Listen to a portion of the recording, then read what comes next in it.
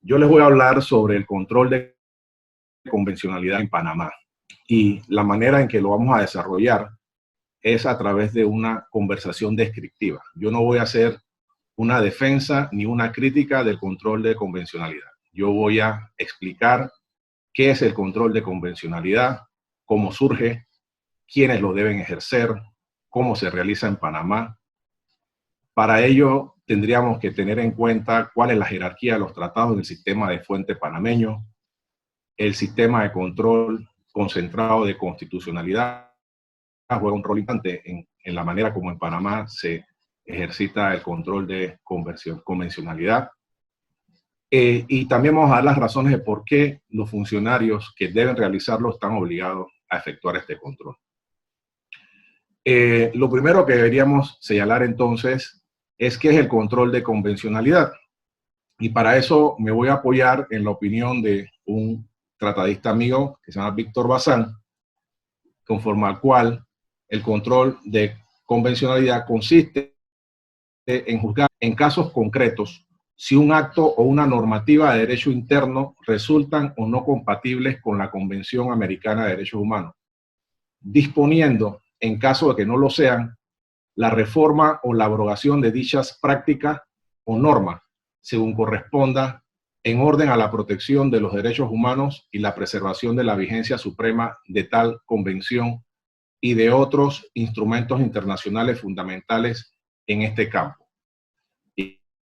Igualmente, en el supuesto de que el Estado no haya cumplido con el deber de adoptar disposiciones de derecho interno para garantizar efectivamente el ejercicio de los derechos humanos reconocidos en la Convención, para lo cual la Corte, por vía jurisdiccional, impone al Estado tomar medidas legislativas o de otro carácter para satisfacer semejante finalidad. Esta es la descripción que hace Víctor Bazán del control de convencionalidad propiamente tal, que es el que realiza la Corte Interamericana de Derechos Humanos. La jurisprudencia de la Corte Interamericana de Derechos Humanos nos ha venido a señalar que los jueces y todos los órganos de un Estado también deben realizar un control de convencional a lo interno. Y de acuerdo a Bazán, ese control de convencionalidad consiste en la obligación de verificar la adecuación de las normas jurídicas internas que aplican en casos concretos a la Convención Americana de Derechos Humanos y otros instrumentos internacionales esenciales en el área de los derechos humanos y a los patrones interpretativos que la Corte Interamericana de Derechos Humanos ha acuñado a su respecto, no solo en su jurisprudencia contenciosa, sino también en las opiniones consultivas. Ese es, según Bazán, el control de convencionalidad que deben realizar los funcionarios a lo interno del Estado.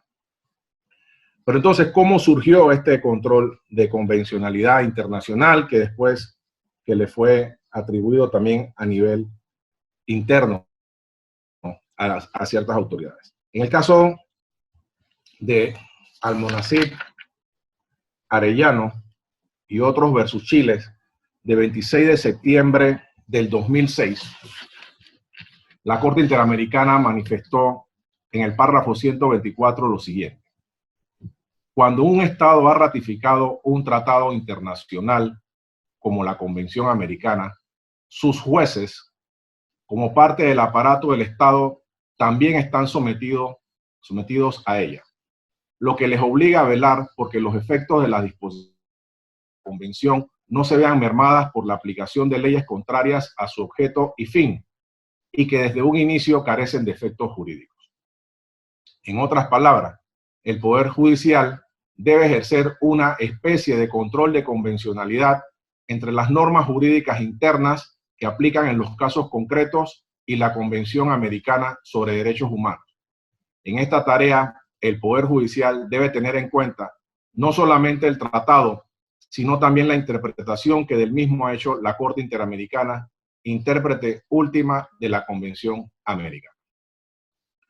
En esta sentencia es donde la Corte Interamericana utiliza el nombre control de convencionalidad para referirse a una labor que sin lugar a duda venía realizando desde siempre, porque la Corte Interamericana a través del ejercicio de su jurisdicción, ha venido ejerciendo este control de convencionalidad cuando veía los casos contenciosos que se le presentaban. Lo que pasa es que no lo había denominado de esa forma, ni lo había particularizado en la manera que ha venido definiendo la jurisprudencia de dicho tribunal.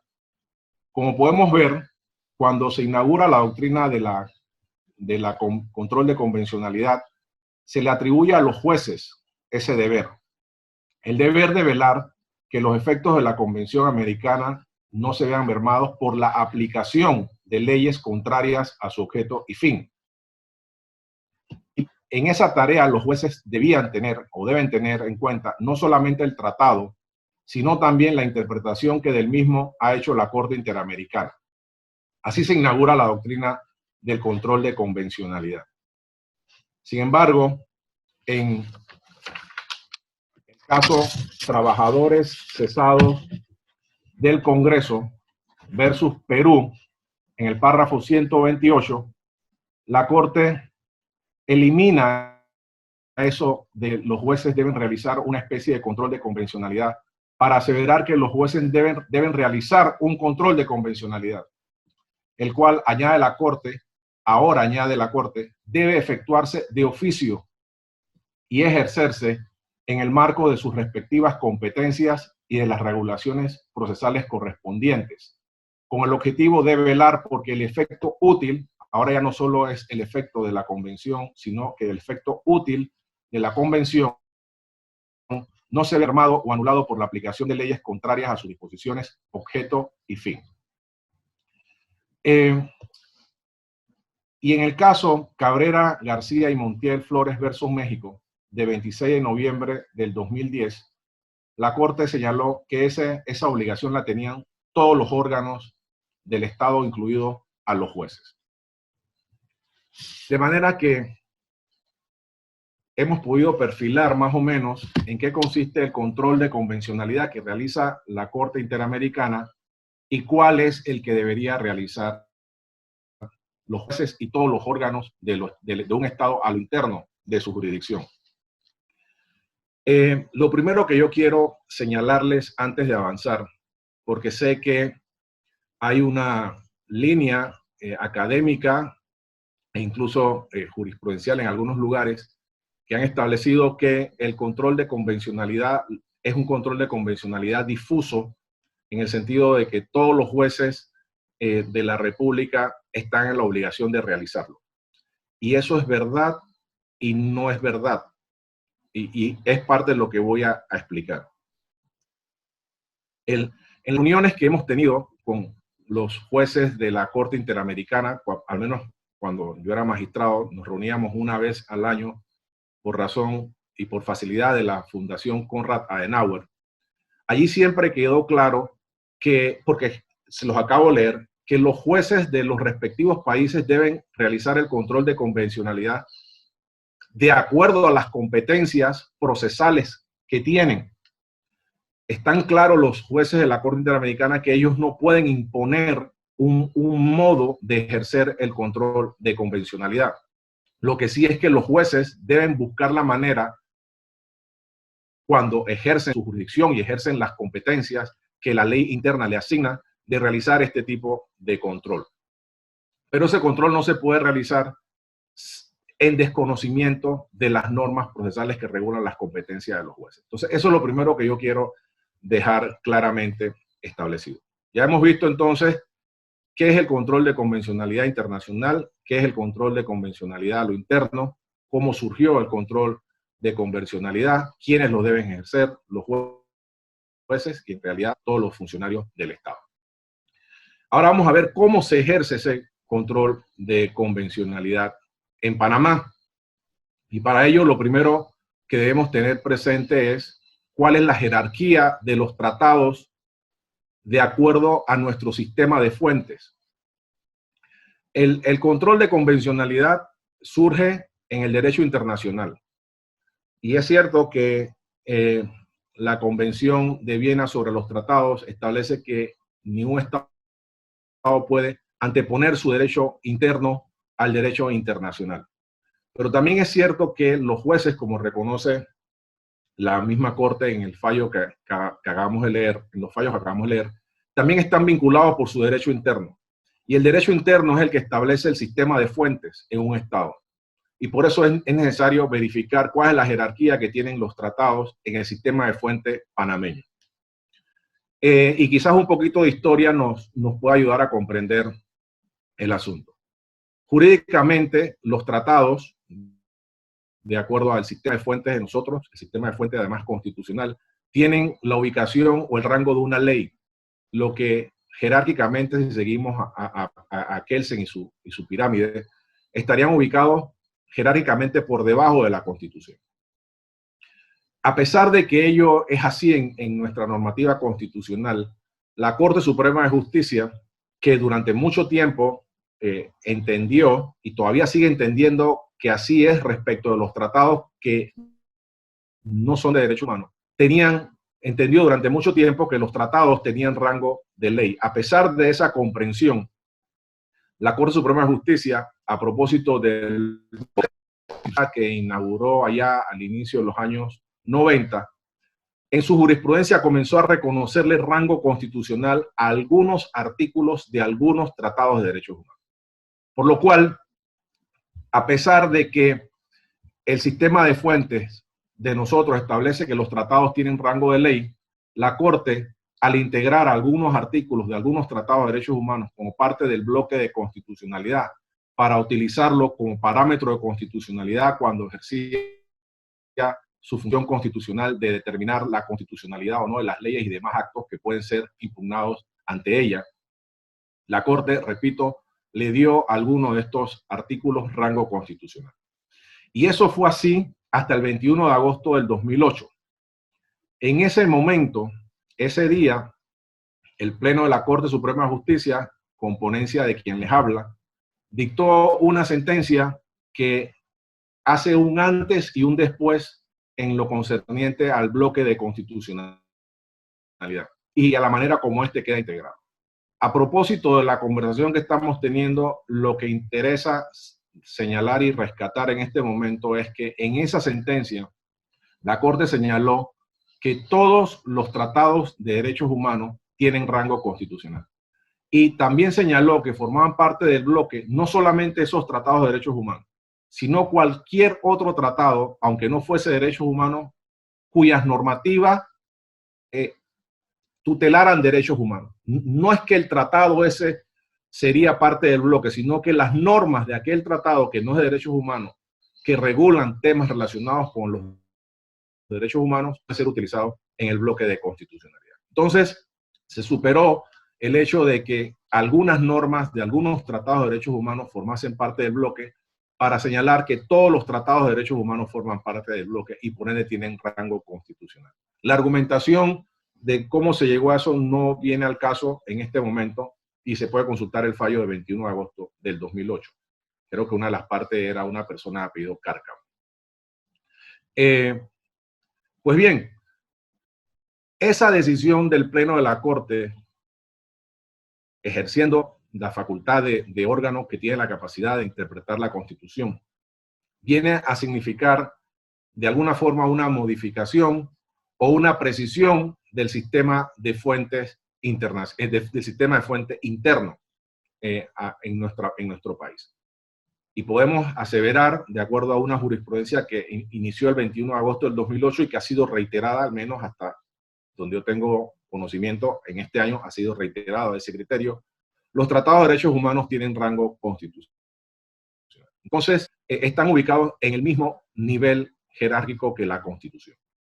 Y eso nos viene a significar algo en el tema relacionado con el control de convencionalidad. Para poder saber ese significado, entonces, deberíamos saber que si los tratados de derechos humanos forman parte de la Constitución y los estados tienen la obligación de proteger las normas de esos tratados, es a través del sistema de control de constitucionalidad que se puede realizar esa tutela de los derechos. Pero eso que suena un poco distinto a lo que muchas personas creen que la Corte Interamericana obligado o ha señalado en su jurisprudencia, realmente no lo es cuando vemos cómo funciona el sistema de control de constitucionalidad en Panamá y cómo se ejerce ese sistema de control de constitucionalidad, que es el que sería el mecanismo a utilizar por parte de los jueces en el sistema panameño. Así que conforme vamos avanzando en la expiación, va a quedar perfilado que en efecto los jueces sí llegan a hacer en algún momento, en los casos que atienden, una especie de control de convencionalidad. Lo que no tienen es la facultad de expulsar del sistema normativo panameño aquellas normas que contradigan a las normas de la Convención de Derechos Humanos que estén aplicando en algún momento. Pero sí realizan el control de convencionalidad en la forma que vamos a explicar ahora. Lo primero que debemos tener presente entonces es que en Panamá existe un sistema de control de constitucionalidad concentrado. Las explicaciones que voy a dar ahora son las bases del entendimiento de cómo se debe realizar y en efecto cómo se realiza el control de convencionalidad en Panamá. El artículo 206 de la Constitución panameña establece lo siguiente como facultad que le atribuye a la Corte Suprema de Justicia. Dice que esta Corte tiene la guarda de la integridad de la Constitución, para lo cual la Corte en pleno conocerá y decidirá con audiencia del Procurador General de la Nación o del Procurador de la Administración sobre la inconstitucionalidad de las leyes, decretos, acuerdos, resoluciones y demás actos que por razones de fondo o de forma impugna ante ella cualquier persona. Cuando en un proceso el funcionario público encargado de impartir justicia advirtiere o se lo advirtiere a alguna de las partes que la disposición legal o reglamentaria aplicable al caso es inconstitucional, someterá la cuestión al conocimiento del Pleno de la Corte, salvo que la disposición haya sido objeto de pronunciamiento por parte de esta, y continuará el curso del negocio hasta colocarlo en estado de decidir.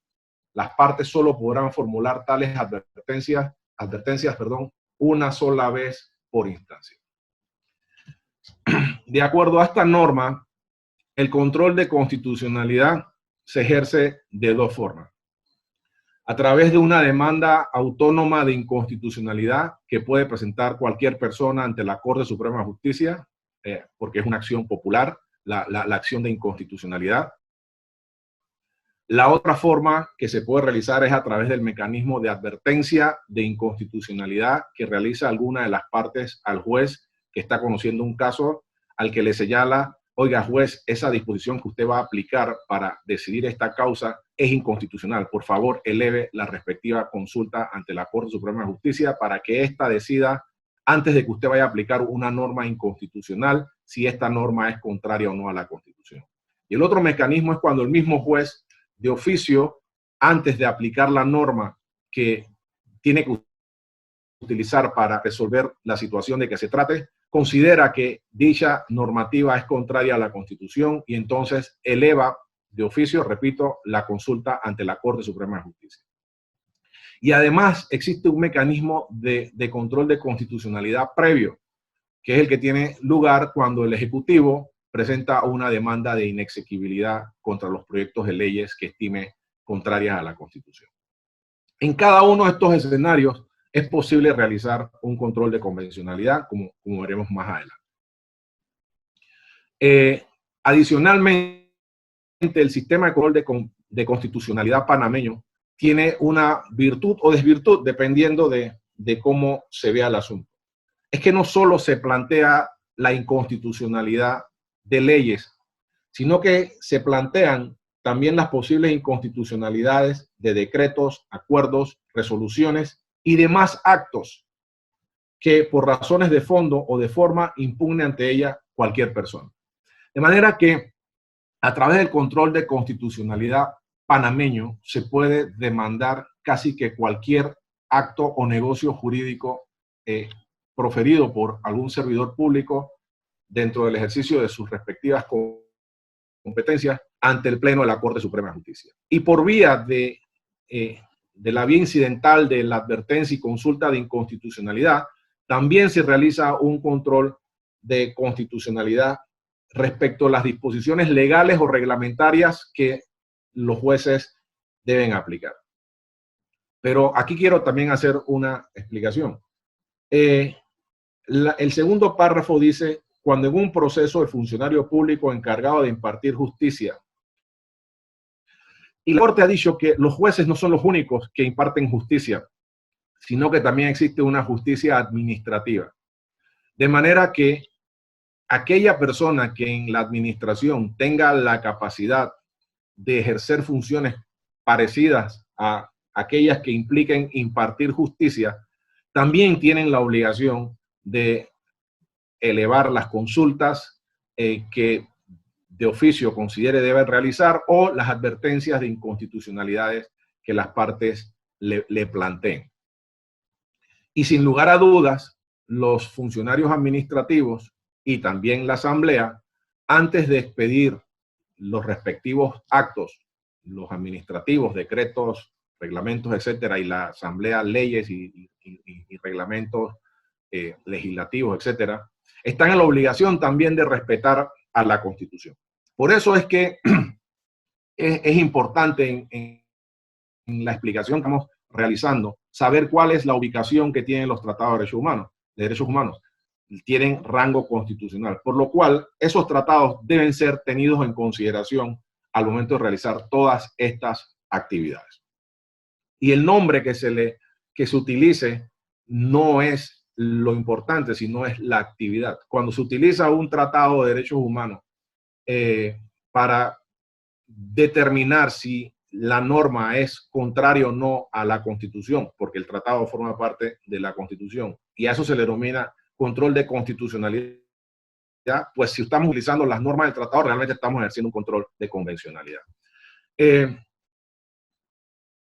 Pues bien, ¿cómo estos funcionarios que tienen la capacidad de impartir justicia o que participan en la administración de justicia realizan el control de constitucionalidad y por ende el control de convencionalidad cuando advierten o se le advierte a alguna de las partes que esa disposición que se va a aplicar es contraria a una convención?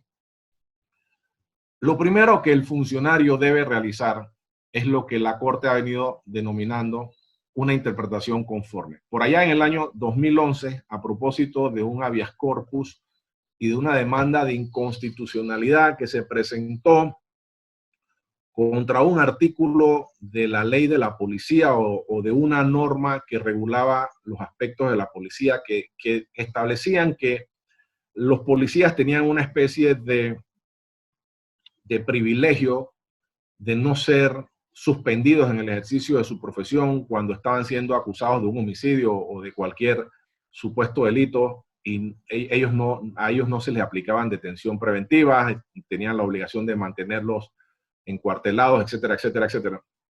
En esos fallos, la Corte señaló que los jueces tienen la obligación de realizar una interpretación conforme a la Constitución. Y como ustedes saben, la interpretación conforme lo que viene a significar es lo siguiente, que cuando un juez va a aplicar una norma legal o reglamentaria para decidir un caso y estima que esa norma en su primera lectura parece contradecir a la Constitución, el juez debe buscar la manera de realizar una interpretación que sea conforme a la Constitución de esa norma.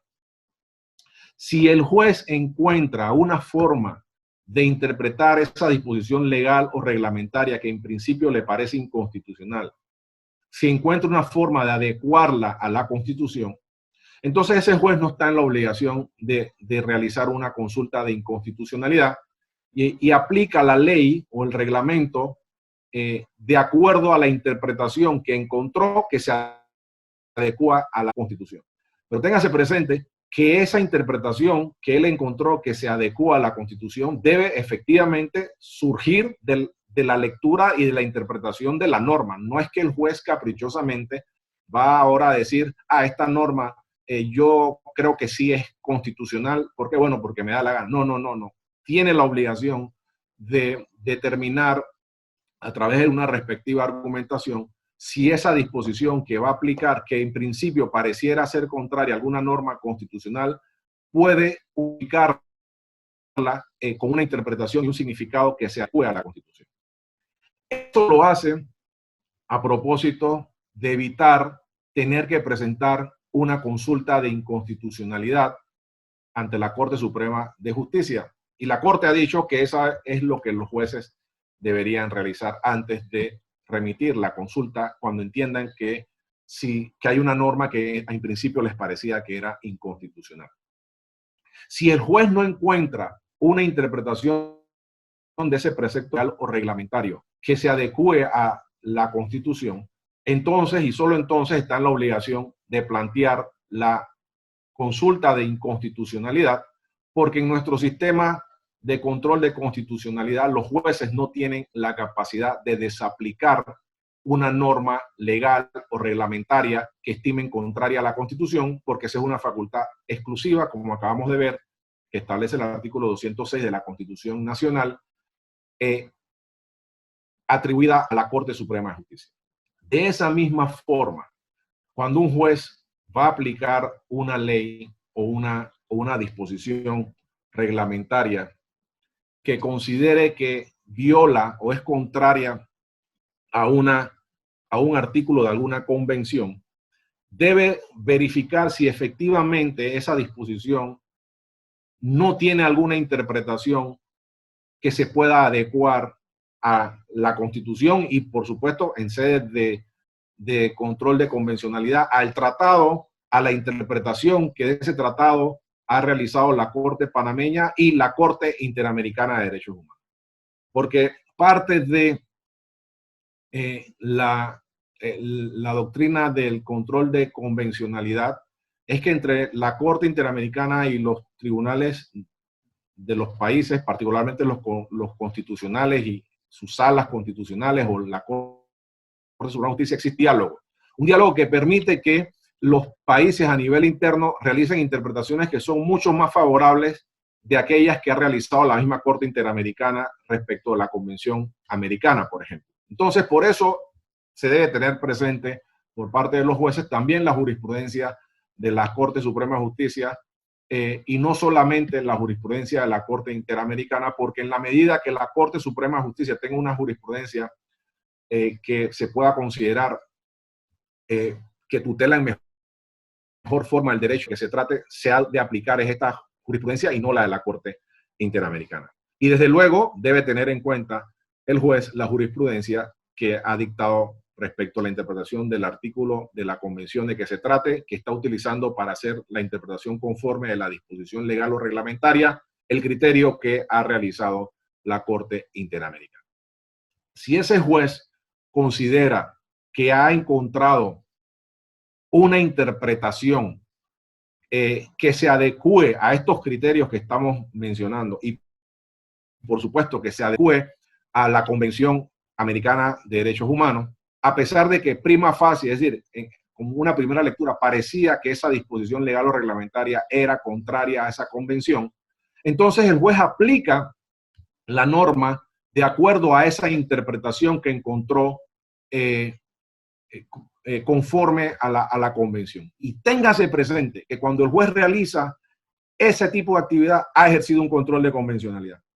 Eso está claro, porque la disposición inicialmente parecía inconvencional.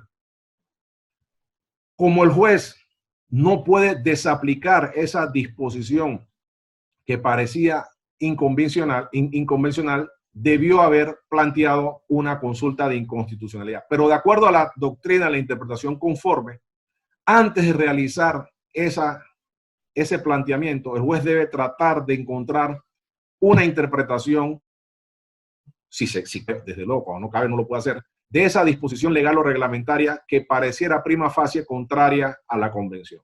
Y cuando la encuentra, entonces, fíjese que desaplica la interpretación que prima facie parecía contraria a la convención y aplica aquella que se conforma con la misma. Con lo cual, el juez está realizando un control de convencionalidad. Y esta precisión es importante porque yo he notado que se dice, no, los jueces tienen la obligación de realizar un control difuso. Sí, claro, y así es como se realizan. Porque cuando no encuentra el juez en el sistema de fuente panameño una interpretación que se adecue a la convención, como la convención forma parte en el sistema de fuente de nuestra Constitución, tiene que expulsar a la norma que es contraria a esa convención del sistema normativo. No tiene otra opción. Y a eso precisamente es a lo que se ha referido la jurisprudencia de manera reiterada, solo que algunas personas no hacen énfasis en eso. Cuando dice, por ejemplo, en el caso de trabajadores cesados del Congreso versus Perú, dice que ese control de convencionalidad debe ejercerse de oficio, y señala la Corte, y ejercerse en el marco de sus respectivas competencias y de las regulaciones procesales correspondientes. Es que eso está allí en trabajadores cesados, que es el segundo fallo, pero también lo vamos a ver en Almonacid Arellano versus Chile, que es el primer fallo en el que la Corte ha señalado precisamente que los jueces tienen que velar porque los efectos de las disposiciones de la Convención no sean mermadas por la aplicación de leyes contrarias a su objeto y fin, y que eso lo tienen que realizar en el marco de sus respectivas competencias. De manera que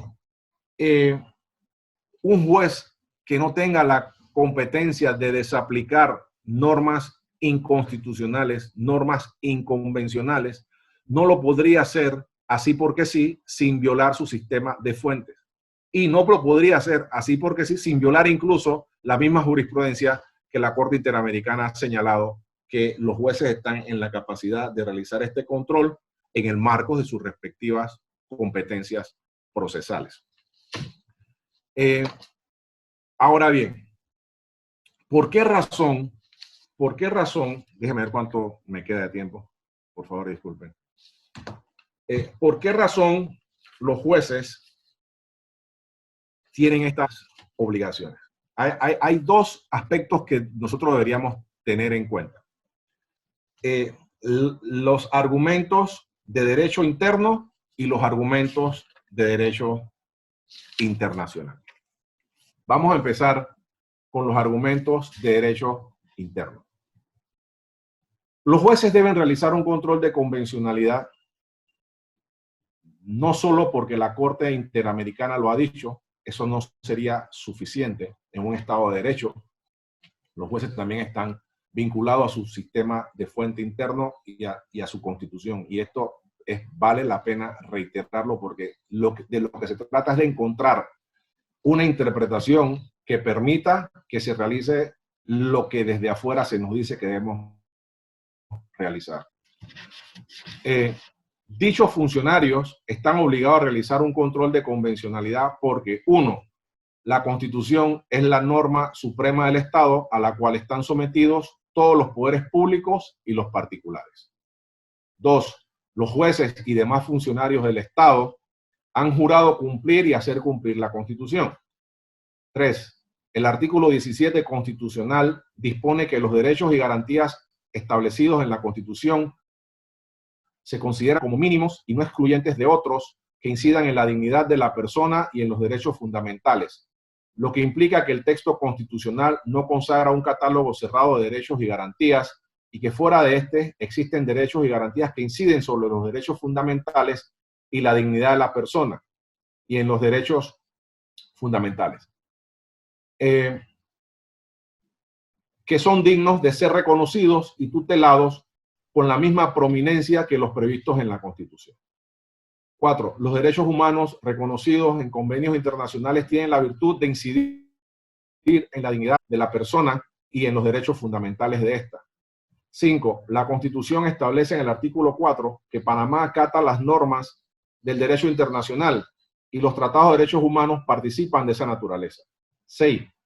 La Corte Suprema de Justicia ha interpretado los artículos 4 y 17 de la Constitución en concordancia con los artículos 1, 2, 25 y 29 de la Convención Americana y concluye que existe un bloque de constitucionalidad integrado por todas las convenciones y tratados internacionales sobre derechos humanos aprobados y ratificados por Panamá, a los que se le ha asignado valor o rango constitucional. 7. En razón del principio de supremacía constitucional, de la obligación que deriva del primer párrafo del artículo 17 constitucional, conforme al cual las autoridades de la República están instituidas, entre otras razones, para cumplir y hacer cumplir la Constitución, y del juramento efectuado por los jueces y demás funcionarios de respetar la Constitución y someterse a ella, tales autoridades del Estado no solo están sujetos a la Constitución, sino a los tratados de derechos humanos ratificados y aprobados por el Estado, pues estos forman parte del bloque de constitucionalidad y poseen rango constitucional. Esos serían, grosso modo, los argumentos y las razones jurídicas que obligan a los jueces y demás funcionarios del Estado a realizar un control de convencionalidad. Y vamos a ver ahora los argumentos del derecho internacional, los cuales podrían ser, sin ser exhaustivos, los siguientes. Los Estados forman parte de la comunidad internacional regidos por el derecho internacional.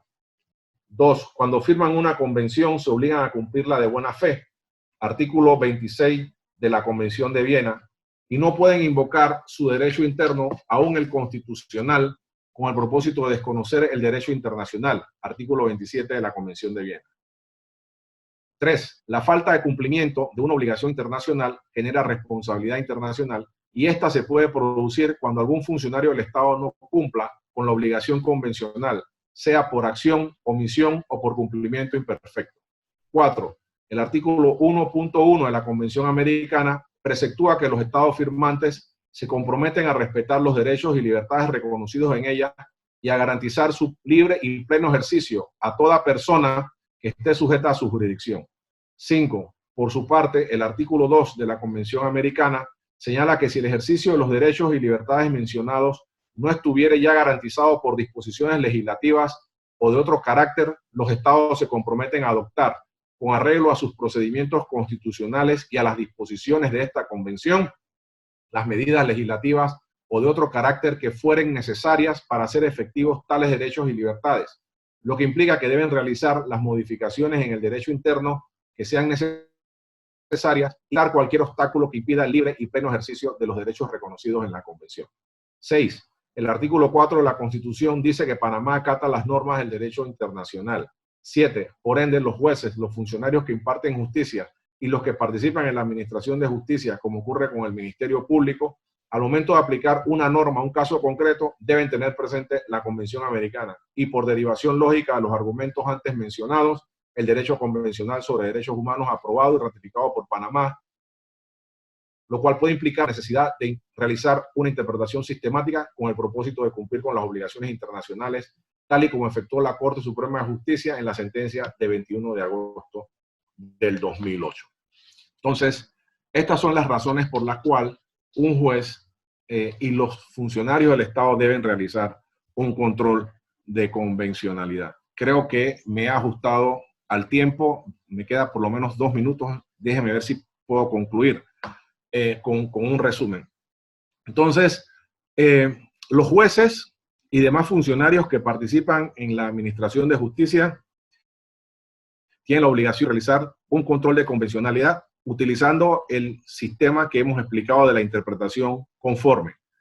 Debe realizar una interpretación de una disposición legal o reglamentaria que prima facie pareciera contraria a la Convención y por ende a la Constitución panameña, de manera tal que encuentre, si es posible, una interpretación de esa disposición que se adecue a la Convención. Pero no solo a la Convención, sino a la jurisprudencia de la Corte Suprema de Justicia y a la jurisprudencia de la Corte Interamericana de Derechos Humanos, por las razones que explicamos hace un rato, en la medida que la jurisprudencia de la Corte panameña sea mejor o superior a la Corte Interamericana. Si no encuentra una interpretación conforme, fíjese que en ese caso ha realizado un control de convencionalidad, solo que no tiene la capacidad de expulsarla del ordenamiento jurídico, ni tiene la última palabra tampoco en esta materia. Por ello, al realizar de esta forma el control de convencionalidad, está en la obligación de plantearle a la Corte Suprema de Justicia, este juez que estima que la disposición legal o reglamentaria que va a aplicar es contraria a la Convención, una consulta de inconstitucionalidad para que la Corte, que es la que sí tiene la capacidad de expulsar del sistema de del sistema normativo panameño, aquellas normas que contradigan a la Constitución y que contradigan, por ende, a las convenciones de derechos humanos, el respectivo cuestionamiento constitucional para que la Corte, con audiencia del procurador de la administración o el procurador general, según cualquiera de los dos que esté en turno, decida si esta disposición es o no contraria a la convención. En un procedimiento por demás democrático, porque en algún momento la Corte abre por espacio de 10 días la posibilidad de que cualquier persona que esté en nuestro país opine respecto de la constitucionalidad, convencionalidad o no de un acto que se le está planteando a la Corte como constitucional. Y es lamentable que este mecanismo de control democrático de las leyes, porque allí, cuando se escuchan a las personas, hay una participación democrática, no haya tenido en la práctica el auge que debería tener, porque casi que nadie participa en ese periodo de 10 días, cuando la Corte consulta públicamente qué opinan las personas del acto que esta Corte tiene que decidir si es contraria o no a la Constitución o a la Convención. Entonces, quedo a disposición de ustedes para cualquier pregunta o aclaración que a bien tengan. Muchas gracias. Gracias, maestro Jerónimo. Sí, tenemos algunas preguntas que se han estado formulando durante su ponencia. Carlos Barragán pregunta, magistrado Mejía, ya que mencionó el control difuso, pregunto, con la entrada del sistema penal acusatorio, ¿ese control difuso, o mejor dicho mixto, se amplía el control de constitucionalidad y convencionalidad? Fíjese, es que el sistema acusatorio vino a poner en evidencia lo que ya era una práctica. Los jueces, por regla general, han aplicado siempre la Constitución en materia penal. Lo aplican durante la tramitación de los procesos y también lo aplican cuando se deciden habeas corpus y se aplican también cuando se deciden amparos. En todas estas materias se aplica la Constitución. Ocurre lo siguiente, que el sistema acusatorio, particularmente los primeros artículos del Código Procesal Penal, viene a establecer que este procedimiento se rige no solo por las normas establecidas en el Código Procesal Penal, sino también por aquellas establecidas en la Constitución, en los tratados, etcétera, etcétera, etcétera. Y desde luego el juez que se encuentre con una disposición legal o una disposición reglamentaria, pero no solo el juez, también el Ministerio Público, que se encuentre con una disposición legal o reglamentaria que en primer lugar le parezca inconvencional, debería tratar de ver si encuentra una interpretación de esa disposición que se adecue a la Convención y a la jurisprudencia de la Corte Panameña y a la Corte Interamericana por las razones que les he mencionado. Si ese juez encuentra una interpretación y es conforme y es una interpretación no caprichosa, porque yo lo que quiero que estemos claros que no es que los jueces ahora van a hacer las interpretaciones que quieran, sino una interpretación que se deduzca de esa disposición. Ustedes saben que las normas tienen las capacidades de ahí derivarse diversas interpretaciones. Por regla general eso es así, lo que pasa es que a veces uno no lo ve. Y cuando uno hace ejercicio, entonces se da cuenta que esa primera interpretación que parecía inconstitucional o en este caso inconvencional, realmente no lo es porque hay otra manera de interpretarlo. Cuando el juez realiza eso o el Ministerio Público realiza ese acto, está realizando un control difuso de convencionalidad. Ya lo expliqué hace un rato, porque deja de aplicar la interpretación de la norma que parecía inconstitucional para encontrar en esa misma norma una interpretación conforme a la convención. Pero si después de realizar esa actividad de tratar de encontrar una interpretación conforme a la convención, no la encuentra, no le queda más remedio, no tiene otro camino ese juez o ese funcionario del Ministerio Público, sino que plantear una consulta de inconstitucionalidad. Porque la convención es una norma constitucional en nuestro sistema de fuente. Y la manera como el sistema de fuentes de nosotros y el control de constitucionalidad está diseñado es con un control concentrado. pero un control concentrado respecto de quién tiene la última palabra de expulsar la norma.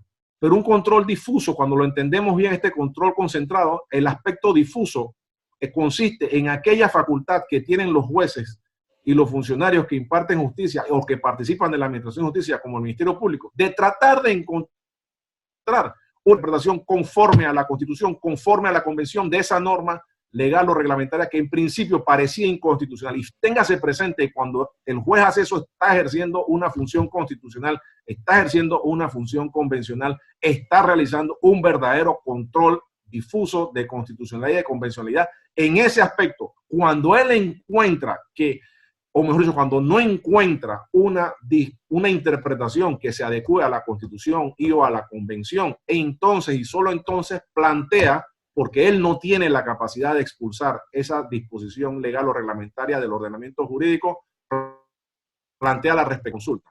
Y bueno, la última palabra sí la tiene el Pleno de la Corte Suprema de Justicia para determinar si esa ley, ese reglamento es o no contrario a la Convención o a la Constitución, según sea el caso. Entonces, esa es la manera como se realiza, con total independencia de si es el sistema acusatorio o no. El sistema acusatorio lo que nos vino a traer, nos vino a enrostrar es algo que ya existía.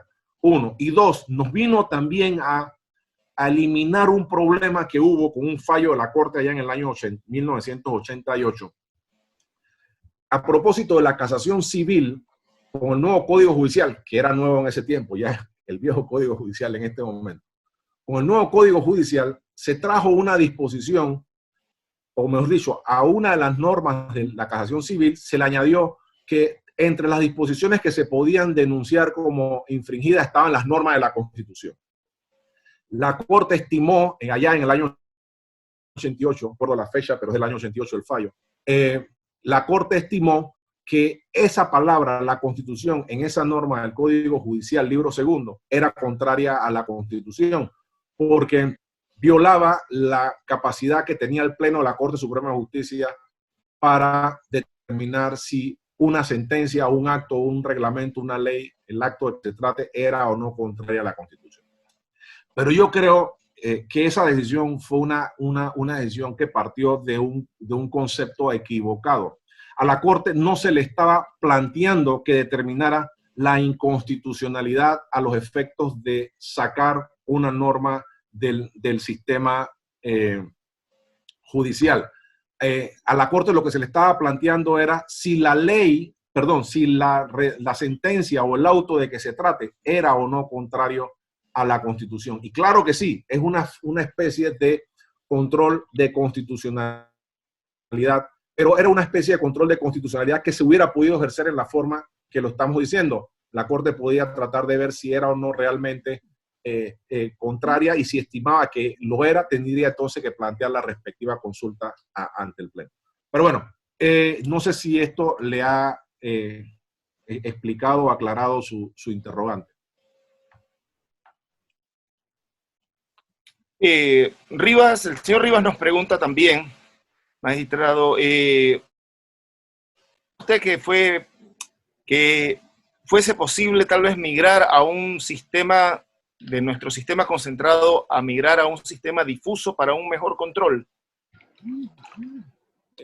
Bueno, yo creo que en la doctrina y en la práctica se ha determinado que los dos sistemas tienen pros y contras. Al fin y al cabo, ¿cuál es el mejor sistema? Realmente que tendríamos que partir de algunos supuestos idealizados, ¿no? Si quisiéramos realizar un control difuso de constitucionalidad parecido a lo que se realiza en Estados Unidos, pues entonces los jueces deberíamos tenerlos bien capacitados en entender cómo se interpretan las normas constitucionales, cómo funciona el sistema de fuente en nuestro país. Nos tendríamos que capacitar también, porque al fin y al cabo la Constitución es política. Y esto que voy a que no se malinterprete, es que el ejercicio del poder público es político. Y tendrían que tener también conocimiento de lo político. Porque al fin y al cabo de eso es que se trata. De aplicar normas con eminente contenido político como las que están en la Constitución. Así que ir hacia ese sistema implicaría primero tomar unas medidas del caso y yo siento que hay jueces muy buenos en Panamá, pero creo que el sistema, y esto no es una crítica, es una descripción, creo que el sistema universitario de nosotros y bueno, los sistemas de capacitaciones no prepararon a los jueces para esa actividad. Creo que en este momento la escuela, perdón, el instituto lo está realizando y estos seminarios sirven para tales propósitos, pero para emigrar a un sistema como ese, en primer lugar tendríamos que tener bien capacitado a nuestros jueces, y no solo a los jueces, sino también a los funcionarios del Ministerio Público y todos los que participan de la Administración de Justicia. No sé si hará que el sistema sea mejor o peor, porque al fin y al cabo lo que tiene el sistema difuso es que un juez desaplica una norma por entender que es contraria a la Constitución, pero otro juez puede aplicarla. Y el argumento que se da en contra de eso es que, no hay certeza y seguridad jurídica sobre cuál realmente son las normas que están en nuestro sistema. Bueno, eso no es tan del todo cierto, porque cuando se aplica y se desaplica, las normas siguen formando parte del sistema. Quizás el argumento de certeza tenga que ver con, bueno, mire, lo que pasa es que hay unas normas que son inconstitucionales y permanecen en el sistema, y como no hay un sistema concentrado, esas normas siguen siendo objeto de interpretación por algunos jueces que ven en ella una interpretación de acuerdo a la Constitución y otros que no. Y para dar seguridad y certeza, mejor atribuyámosle esto a un ente concentrado para que sea ese ente el que tenga la última palabra. Entonces, esa es la ventaja del sistema concentrado, ¿no? Poder saber qué está vigente, o mejor dicho, qué forma parte de nuestro sistema normativo y qué no. Qué se puede utilizar y qué no. Porque los fallos de inconstitucionalidad, algunos, dependiendo del sistema y dependiendo de lo que diga la Corte, a veces tienen efectos derogatorios y a veces tienen efectos nulidad, y no es lo mismo. Porque en uno u otro caso, dependiendo de las circunstancias, se puede o no utilizar esa misma norma, por ejemplo, con efectos de ultraactividad, cuando se trata de los efectos derogatorios, pero nunca cuando se trata de los efectos de nulidad. Entonces, eso también tiene que ver con una decisión de qué tipo de sistema queremos. Me parece que los países han intentado hacer una mixtura de estos sistemas. En algunos casos hay una parte difusa, en otros casos hay una parte concentrada. Y no solo eso, sino que también hay modelos de sistemas en los que las cortes no tienen la última palabra. Las cortes, por ejemplo, le plantean la inconstitucionalidad de una ley, dicen que la ley es inconstitucional, pero todavía el Congreso tiene en esos países la posibilidad de reiterar la ley, dando algunas razones, unas explicaciones, y la ley queda vigente, a pesar de una posición de la Corte. Entonces, en los países, en la práctica, hay muchas cosas que se pueden ver y adaptar o no, y determinar si sirve de acuerdo a nuestra cultura jurídica. Nosotros tenemos una cultura jurídica. Nosotros tenemos una manera de entender el derecho. Nosotros tenemos una práctica. Bueno, si es buena o mala, bueno, ese es el criterio, el juicio que debemos hacer para ver en qué podemos mejorar lo que sin lugar a dudas siempre es perfectible. Así que, ¿cuál es mejor? No, yo no sabría decirle cuál es mejor. Depende de las variables que se tengan que utilizar, depende de nuestra cultura, depende de qué es lo que queremos realmente conseguir nosotros los panameños en buena lid, ¿no? En buena lid. Tenemos participación también de otros países, de Nicaragua, de República Dominicana en la tarde de hoy. Y esta pregunta viene de Nicaragua. ¿Qué nos podría decir sobre la soberanía y el control de convencionalidad? Sí, claro. Bueno, es que si usted se da cuenta, en el planteamiento que hago yo, el planteamiento parte del respeto a la Constitución y al sistema interno del Estado de Derecho.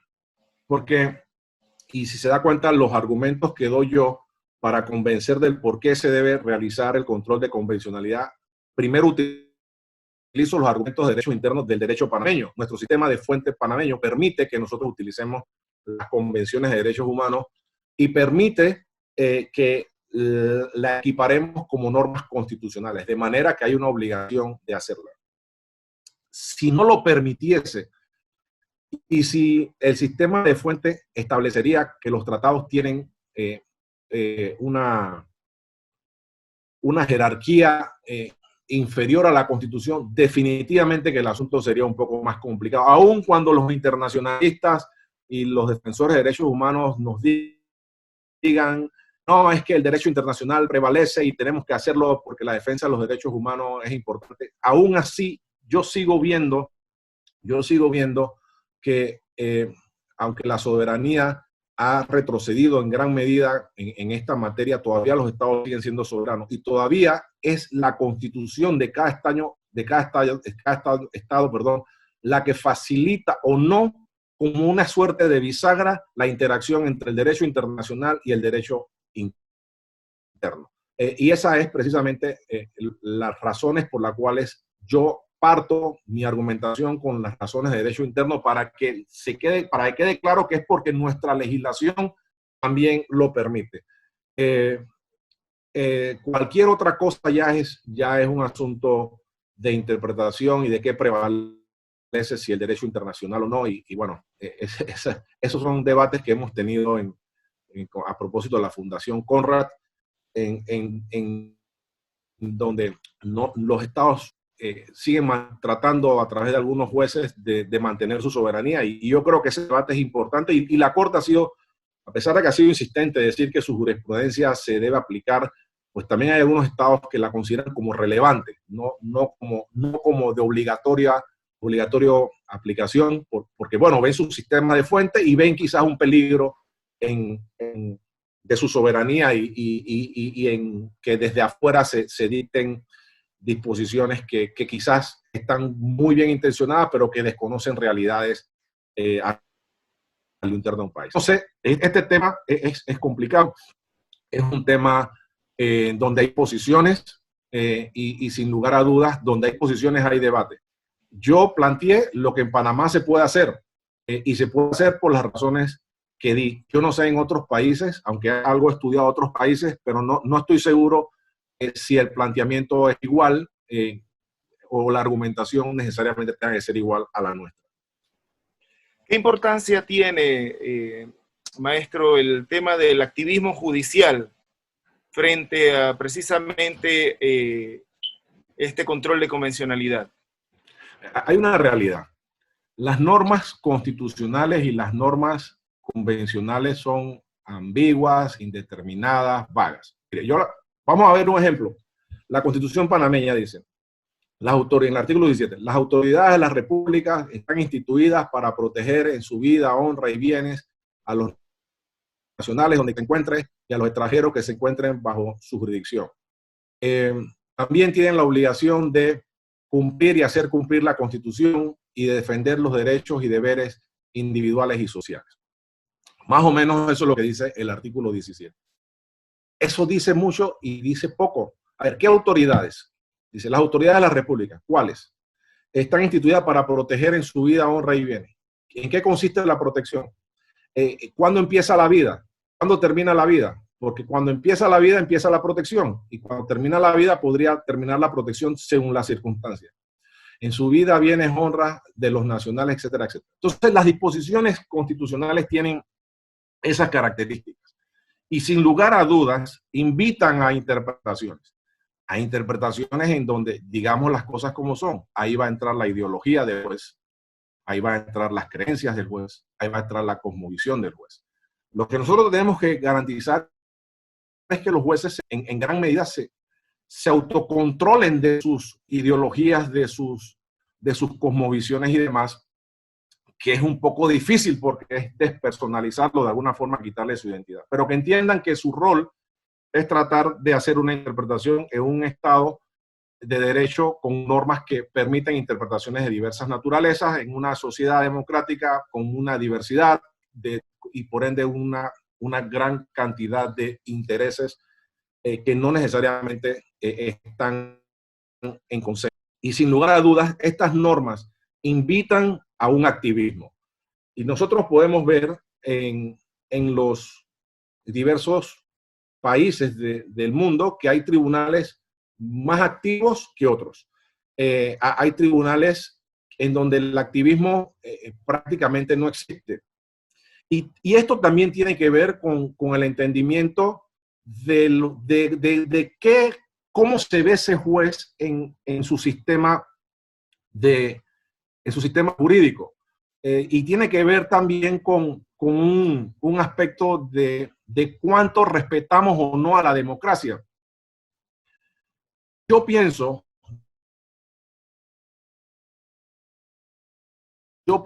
y siempre, yo antes de estudiar, yo no puse eso en mi currículum porque no tiene sentido hablar de lo que yo he hecho. La formación de la Universidad Tecnológica a mí me ha enseñado que los sistemas funcionan cuando los sistemas están en equilibrio y que todos los sistemas tienen que tener salidas de emergencia. Y cuando uno va a construir algo, uno tiene que construirlo creyendo en que las cosas van a funcionar, pero también teniendo una salida de emergencia. Me parece que el equilibrio siempre es lo fundamental. Ni mucho activismo ni tampoco activismo. Allí donde hay mucho activismo, teóricamente, pues, porque la realidad de los estados quizás son los jueces en algunos casos los que tutelan mejor los derechos y no la política. Pero teóricamente, cuando hay mucho activismo se desplaza al legislador.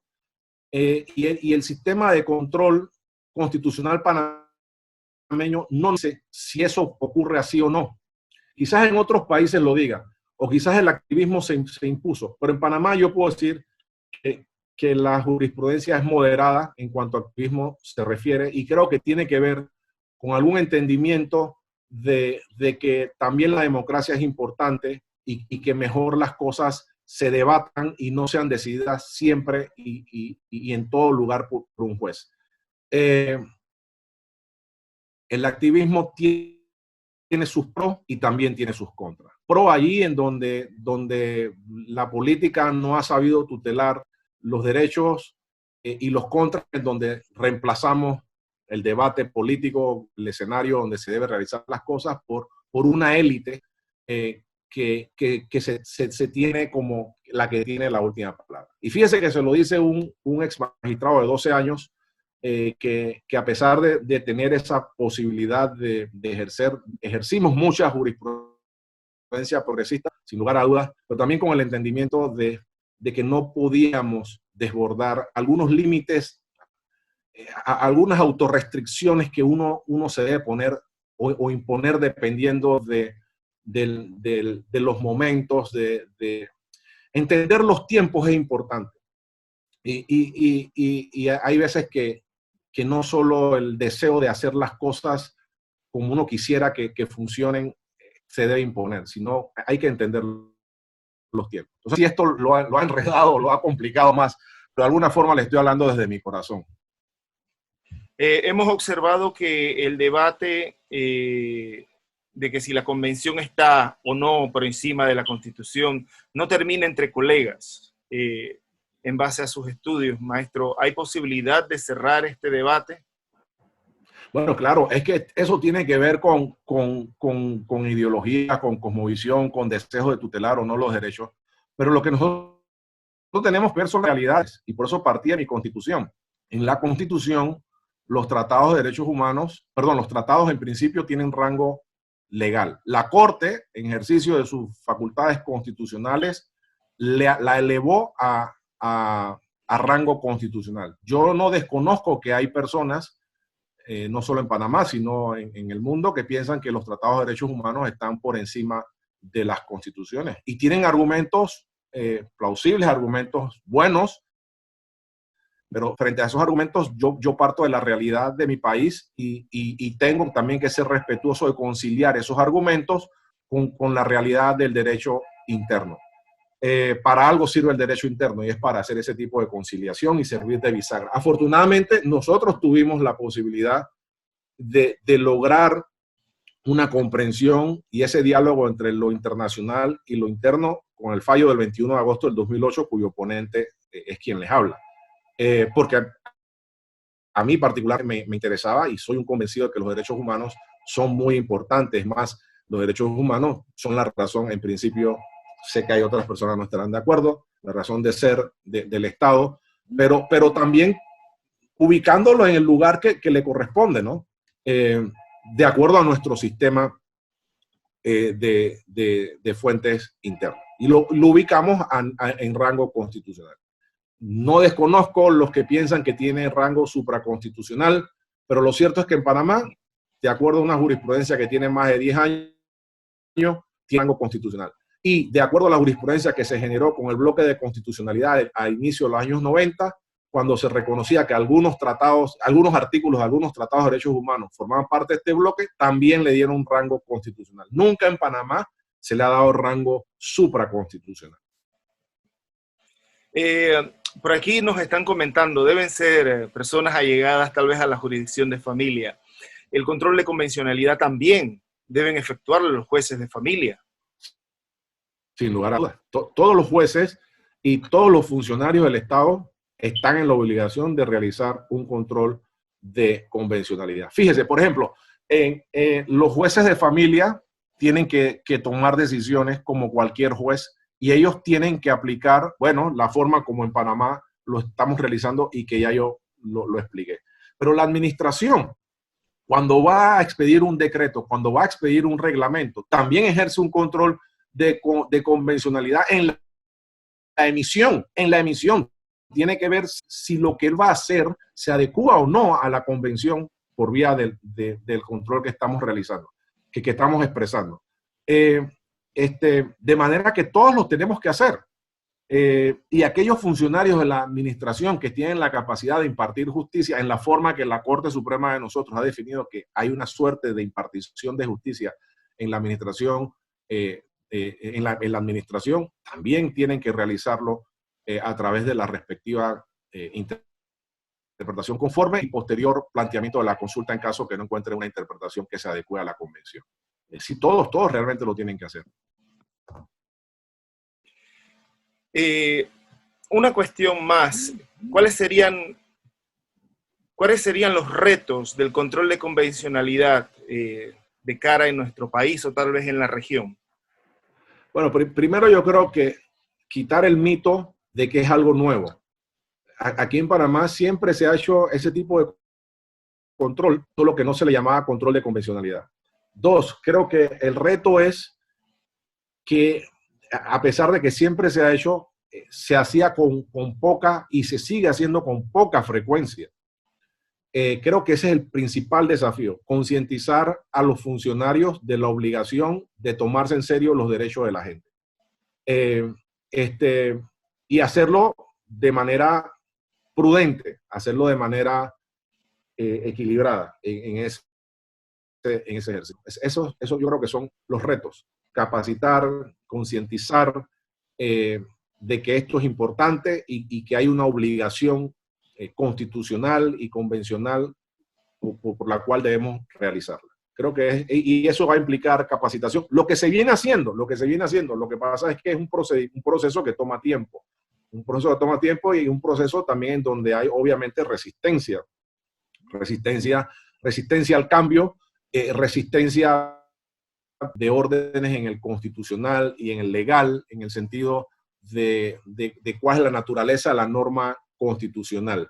Si esta norma es, como decían los alemanes, que tiene un efecto de irradiación o no. Todavía acá se discute esas cosas y es parte de la resistencia. Y no solo acá, también García Amado, por ejemplo, en España, sigue discutiendo el tema del positivismo. Ferrajoli tiene una posición también interesante.